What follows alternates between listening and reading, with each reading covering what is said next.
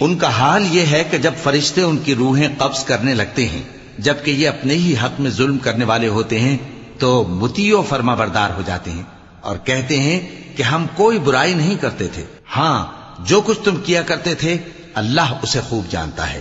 سو دوزخ کے دروازوں میں داخل ہو جاؤ، ہمیشہ اس میں رہو گے، اب تکبر کرنے والوں کا برا ٹھکانہ ہے۔ اور جب پرہیزگاروں سے پوچھا جاتا ہے کہ تمہارے پروردگار نے کیا نازل کیا ہے تو کہتے ہیں کہ بہترین کلام۔ جو لوگ نیکوکار ہیں ان کے لیے اس دنیا میں بھی بھلائی ہے اور آخرت کا گھر تو بہت ہی اچھا ہے، اور پرہیزگاروں کا گھر بہت خوب ہے۔ وہ بہشت جاویدانی جن میں وہ داخل ہوں گے ان کے نیچے نہریں بہہ رہی ہیں، وہاں جو چاہیں گے ان کے لیے میسر ہوگا۔ اللہ پرہیزگاروں کو ایسا ہی بدلہ دیتا ہے۔ ان کی کیفیت یہ ہے کہ جب فرشتے ان کی جانیں نکالنے لگتے ہیں اور یہ کفر و شرک سے پاک ہوتے ہیں تو سلام علیکم کہتے ہیں اور کہتے ہیں کہ جو عمل تم کیا کرتے تھے ان کے بدلے میں بہشت میں داخل ہو جاؤ۔ کیا یہ کافر اس بات کے منتظر ہیں کہ فرشتے ان کے پاس جان نکالنے آئیں یا تمہارے پروردگار کا حکم عذاب آ پہنچے؟ اسی طرح ان لوگوں نے کیا تھا جو ان سے پہلے تھے،